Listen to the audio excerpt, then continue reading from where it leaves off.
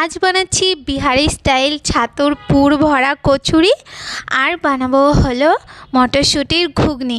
এটা একবার বানিয়ে খেয়ে দেখবে, খেতে ভীষণ ভালো লাগে। তো প্রথমে আমি পুর বানানোর জন্য এখানে নিয়ে নিয়েছি ছাতু। এরপর আমি ওর মধ্যে দিয়ে দেবো এখানে আদা কুচি, রসুন কুচি, লঙ্কা কুচি, পেঁয়াজ কুচি আর ধনে পাতা কুচি নিয়েছি, সেটা আমি দিয়ে দিয়েছি। এরপর ওর মধ্যে পরিমাণ মতো লবণ দিয়ে আর ওর মধ্যে সামান্য একটু জোয়ান দিয়ে ভালো করে এটাকে ছাতুর সাথে একটু মিশিয়ে নেব।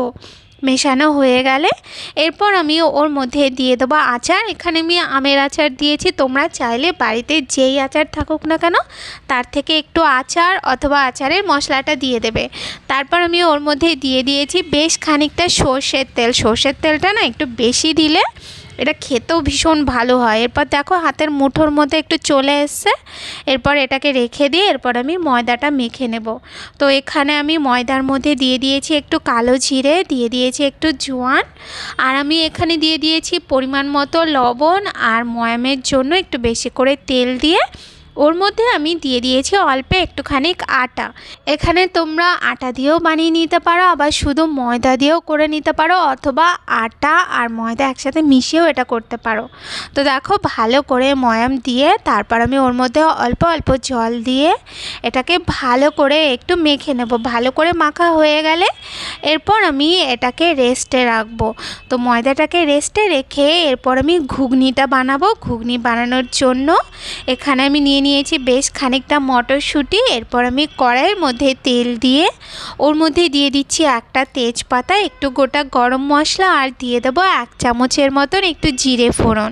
তারপর আমি ওর মধ্যে দিয়ে দেব বেশ খানিকটা পেঁয়াজ কুচি। এখানে পেঁয়াজটা কিন্তু একটু বেশি করেই দিতে হবে, এখানে প্রায় 6-7টার মতন পেঁয়াজ দিয়েছি।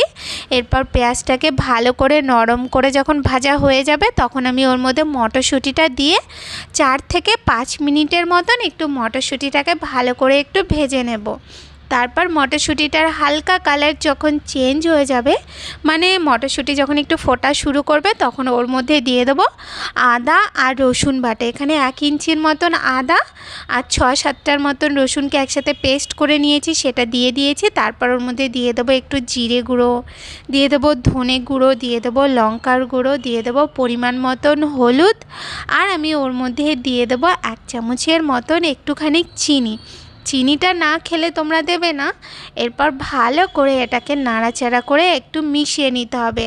তো 2 মিনিটের মতন একটু ভালো করে এই মশলাগুলোর সাথে সব কিছুকে মিশিয়ে নিয়েছি। তারপর ওর মধ্যে আমি দিয়ে দেবো একটু টমেটো কুচি। তো এখানে আমি 2টো টমেটো দিয়েছি। তারপর আমি ওর মধ্যে দিয়ে দিচ্ছি পরিমাণ মতো লবণ। এরপর ভালো করে একটু নাড়িয়ে ছাড়িয়ে নিতে হবে।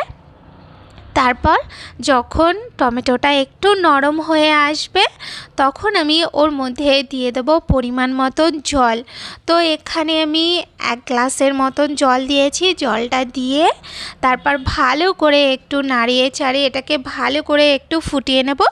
আর জলটা যখন একটু কমে আসবে, মানে অনেকটাই কমে আসবে, এটা একটু ঘন হয়ে আসবে, তখন ওর মধ্যে সবার লাস্টে বেশ খানিকটা ধনে পাতা আর ওর মধ্যে কাসুরি মেথি দিয়ে ভালো করে একটু নাড়িয়ে চাড়িয়ে নিলেই আমাদের মটরশুঁটির ঘুগনি কিন্তু একদম রেডি হয়ে যাবে।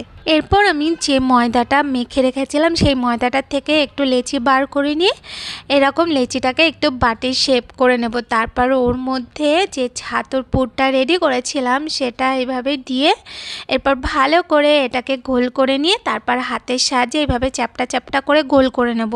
এরকমভাবে প্রথমে হাতের সাহায্যে একটু করে নিয়ে তারপর হালকা হাতে এটাকে সামান্য একটুখানি বেলে একটুখানি বড় করে নিতে হবে। এরপর মিডিয়াম গরম তেলের মধ্যে এইগুলোকে দিয়ে দেবো। এইগুলোকে দিয়ে তারপর আস্তে আস্তে এগুলোকে একটু ভেজে নিতে হবে। আর এইগুলো কিন্তু একদম পাতলা হবে না, একটু মোটা মোটা হবে। তো একটা সাইড ভাজা হয়ে গেলে এরপর উল্টে পাল্টে অপর সাইডটাও ভালো করে একটু ভেজে নেব।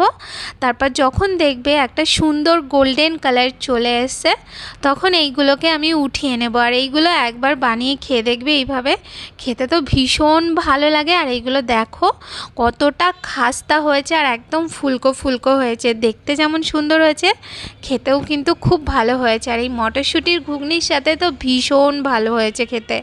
তো রেসিপিটা তোমরা অবশ্যই ট্রাই করবে আর আমাকে বলবে যে তোমাদের কেমন লাগলো।